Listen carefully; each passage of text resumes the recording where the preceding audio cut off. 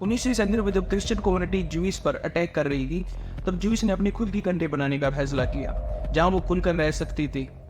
तो कैसे ज्यूइस ने अपनी एक अलग देश इजराइल को बनाया, और कैसे दुनिया के महम में बहुत छोटा सा दिखने वाला ये देश आज टेक्नोलॉजी के मामले में बड़ी से बड़ी कंट्री को मात दे पा रहा है। चलिए आज बात करते हैं इस वीडियो में इजराइल। 19वीं सेंचुरी में जब ज्यूइस लोगों को रशिया में रहने के लिए एक लिमिटेड सी जगह दे दी गई थी, जिसे बिल ऑफ सेटलमेंट के नाम से जाना जाता है। ज्यूइस लोगों पर अक्सर यहाँ पर अटैक होते थे, और जहाँ ये रहते थे वहाँ की सरकारें भी इन पर कुछ खास ध्यान नहीं देती। ज्यूइस ने अपने ऊपर हो रही अत्याचार को मासेकर का नाम दिया था। यूरोप में ज्यूइस लोगों के खिलाफ नफरत का कई रीज़न थे, लेकिन कुछ लोग मानते थे कि जीसस क्राइस्ट की मौत का जिम्मेदार सिर्फ ज्यूइस लोग हैं। रशिया ने 1880 के दशक में यूनिवर्सिटी और अलग अलग जगहों पर ज्यूइस के एडमिशन पर कोई पाबंदी लगा दी थी, कुछ उनकी सीटें लिमिटेड कर दी थी। 1891 और 1892 में लगभग 20,000 ज्यूइस को मॉस्को से निकाल दिया गया था, और ईस्टर्न यूरोप में अपने ऊपर हो रहे इन अत्याचारों को देखकर 1881 से 1914 तक लगभग 2.5 मिलियन लोग जो ज्यूइस थे उन्होंने अपना घर छोड़ दिया था। ये अब जो घर छोड़कर जा रहे थे, ये अलग अलग देशों में जाकर बस गए, जैसे पोलैंड, रशिया, रोमानिया। साल आता है 29 अगस्त 1897 में स्विट्जरलैंड के बेसिल में एक मीटिंग शुरू हुई थी। ज्यूइस लोगों के 200 रिप्रेजेंटेटिव इसमें शामिल हुए थे। पहले ये मीटिंग जर्मनी में होनी थी, लेकिन बाद में इसे स्विट्जरलैंड में किया गया था।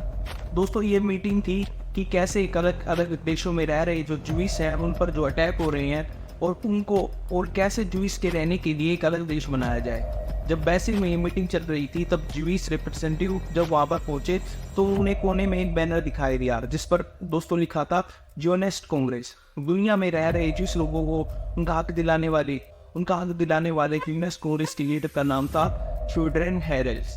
पेशे से वैसे थे एक जर्नलिस्ट थे। मीटिंग के 18 महीने पहले थियोडोर की एक किताब पब्लिश हुई थी जिसका नाम था ज्यूइश स्टेट। इसमें उन्होंने लिखा था कि ज्यूइश लोगों पर जो ये अत्याचार हो रहे हैं, इनको देखते हुए उनके लिए एक अलग स्टेट बनाना है, ये आखिरी सोल्यूशन है, जहाँ वो खुलकर रह सकते हैं, अपने धर्म को फॉलो कर सकते हैं। इस किताब को इतनी पहचान पहले तो नहीं मिली, लेकिन थियोडोर की इस मीटिंग ने जियोनिस्ट मूवमेंट को एक नया जन्म दे दिया था। बेसिल मीटिंग में आई ईस्टर्न यूरोप की डेलीगेट्स जी हरमन शार्पिया ने कहा कि फिलिस्तीन में ज्यूइश कॉलोनी तैयार करने के साथ साथ वहाँ पर एक हिब्रू यूनिवर्सिटी भी बनानी चाहिए। मीटिंग में ज्यूनिस्ट मूवमेंट को बढ़ावा देने के लिए एक ज्यूइश नेशनल फंड भी बनाया गया था, ताकि फिलिस्तीन में ज़मीन खरीदी जा सके।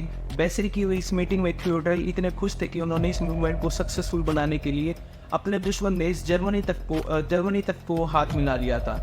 वहाँ के केसर विलियम्स ज्यूइस को पसंद नहीं करते थे, लेकिन उन्होंने बेसिल की मीटिंग को देखते हुए ज्यूइस को जल्द से जल्द जर्मनी से निकल जाने का ऑर्डर दे दिया था।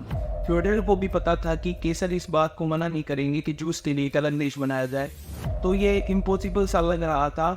लेकिन जैसे जैसे ज्यूइश मूवमेंट आगे बढ़ा, सपना भी सच होता नजर आने लगा।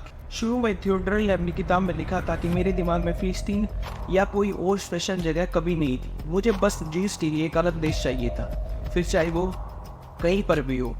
पहले थियोडोर ने एक अर्जेंटीना को भी चुना था। थियोडोर हेरल अपनी समस्या को लेकर ब्रिटिश गवर्नमेंट के पास भी गए थे। ब्रिटिश गवर्नमेंट ने उन्हें 2 ऑप्शन दिए थे, एक तो इजिप्ट के एल सलाई और दूसरा था ईस्ट अफ्रीका में। थियोडोर को ये 2 ऑफर पसंद नहीं आए और उन्होंने मना कर दिया। तब थियोडोर ने एक और ऑप्शन सुझाव के लिए उनको दिया था, जो था फिलिस्तीन। थियोडोर ज्यूइश के लिए जल्द से जल्द एक अलग देश बनाना चाहते थे, लेकिन कुदरत को कुछ और ही मंजूर था। साल 1904 में थियोडोर की मौत हो जाती है, लेकिन उनका चलाया हुआ ये जियोनिस्ट मूवमेंट अपने जोर पकड़ चुका था। फिलिस्तीन में एक अलग ज्यूइश कम्युनिटी रहने लगी थी, लेकिन 30 सालों के लंबे समय तक भी बहुत कम ही ज्यूइश फिलिस्तीन पहुंच रहे थे। साल 1914 के फर्स्ट वर्ल्ड वॉर होने से पहले फिलिस्तीन में रह रहे मुसलमान और क्रिश्चियन को ज़्यादा दिक्कत ज्यूइश से नहीं हो रही, लेकिन फर्स्ट वर्ल्ड वॉर के बाद में ज़्यादा से ज़्यादा जो ज्यूइश है वो फिलिस्तीन पहुंचने लगे थे। थियोडोर का मानना था कि ज़्यादा से ज़्यादा लोग फिलिस्तीन जाए और वहाँ पर अपनी आबादी ज़्यादा से ज़्यादा बढ़ाएं। उस समय फिलिस्तीन पर ओटोमन एम्पायर का राज था। उनका एक लॉ ने भी जूस लोगों की काफ़ी मदद की थी। ये लोग था कि जो लोग वहाँ पर जाकर खेती करेंगे, जिस ज़मीन पर वो रह रही हैं, तो वो ज़मीन जो जो वो खेती कर रहे हैं वो उनकी हो जाएगी। जाहिर सी बात है, जब आप वो ज़मीन जिस ज़मीन को आप खरीदेंगे उसे बेचने का अधिकार भी आपका ही होगा। जूश नेशनल फंड ने भी इसमें काफ़ी मदद की थी। उनकी मदद से जूश फिलिस्तीन में ज़मीन खरीद पा रहे थे। अभी तक ये सब पीसफुल तरीके से चल रहा था, लेकिन आने वाले टाइम में ये बहुत ही खतरनाक होने वाला था। धीरे धीरे जूस अपने आप को मुसलमान और क्रिश्चियन और अरब से अलग करने लगे। वे अपनी खरीदी हुई ज़मीन को लेकर एक राष्ट्रवादी की भावना अपने मन में लाने लगे। उस टाइम ओटोमन एम्पायर की जो पेट्रोलिंग भी है वो इतनी खास नहीं थी, तो जूस लोगों ने उनको पैसे देकर अपने एक सिक्योरिटी गार्ड रखनी शुरू कर दी, हथियार खरीदने शुरू कर दिए। धीरे धीरे जूस को अपनी आर्मी बनाने लगी। जूस जो कम्युनिटी है वो अपनी आर्मी बनाने लगी। अब फिलिस्तीन में रह रहे क्रिश्चियन और मुसलमान प्रोटेस्ट तक करने लगे थे। अब साल आ गया था 1914 और वर्ल्ड वॉर 1 की शुरुआत हो चुकी थी। उस टाइम पर ब्रिटेन ओटोमन एम्पायर के अगेंस्ट वॉर कर रहा था। वॉर में ब्रिटेन को अमेरिका रशिया सपोर्ट कर रही थी। ब्रिटेन जानता था कि जूस की काफ़ी पॉपुलेशन है जो अमेरिका में रहती है और अच्छी खासी पोजीशन भी अमेरिका में रखती है, और ब्रिटेन ने जूस से कहा कि अगर वो इस वॉर में ब्रिटेन का साथ देते हैं तो ब्रिटेन खुद फिलिस्तीन में जूस लोगों के लिए एक अलग देश बनाने में मदद करेगा। 1919 में जब वर्ल्ड वॉर 1 खत्म हुई और ब्रिटेन ने ओटोमन एम्पायर को बुरी तरीके से हरा दिया, अब जूस लोगों को एक उम्मीद मिलती है कि शायद उन्हें अब उनका नया देश मिल जाएगा, अपनी मर्जी की ज़िंदगी जहाँ पर वो जी सकते हैं। लेकिन दोस्तों, जूस लोगों की मुश्किलें कम होने का नाम ही नहीं ले रही थी।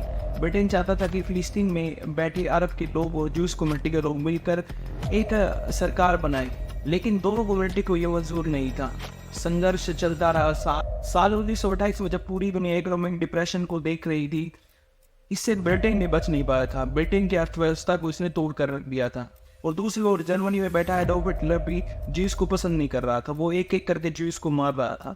वर्ल्ड वॉर 2 के जल्दी शुरू हो जाने से जूस की सारी हुई जो पर पानी फिरता नजर आ रहा था। 1939 आते आते वर्ल्ड वॉर 2 जब शुरू होता है, लेकिन इस बार जर्मनी ब्रिटेन पर भारी पड़ता है और जर्मनी की नाजी गवर्नमेंट जूस को लगातार मार रही थी। 1945 को जब वर्ल्ड वॉर खत्म होता है तो दोस्तों फाइनली उन साल 14 मई 1948 को हमारे सामने और पूरी दुनिया के नक्शे पर एक देश बनकर आता है जिसका नाम था इसराइल। अमेरिका और सोवियत नेशन ने इस देश को मान्यता दे दी थी, लेकिन अरब के देश इस फ्रीडम को नहीं मान रहे थे। उनका कहना था कि कैसे बाहर से आए लोगों ने इन लोगों के लिए फिलिस्तीन में एक नया देश बनाने को दे दिया गया है। Egypt, Syria, Jordan, Iraq, Lebanon में इसराइल पर अटैक कर दिया। लेकिन दोस्तों, इस बार इसराइल के लोग भी पीछे नहीं हटने वाले थे। 5 देशों में सबसे ज़्यादा स्ट्रॉन्ग आर्मी सिर्फ जॉर्डन के पास थी और जॉर्डन का किंग अब्दुल्ला सीक्रेट तौर पर जियोनिस्ट मूवमेंट के साथ जुड़ा हुआ था और 5 देशों ने मिलकर भी एक कोऑर्डिनेशन इनके अंदर नहीं था, जिसकी कमी के कारण ही अमेरिका की मदद से और काफ़ी देशों की मदद से इसराइल इस युद्ध को जीत जाता है। इसराइल ने अपने आप को हर बार साबित किया है, दुनिया के मैप में अपनी एक अलग जगह बनाई है। इसराइल पावरफुल देश बनके पूरी दुनिया के सामने है दोस्तों। तो ये थी इसराइल के बनने की कहानी। धन्यवाद।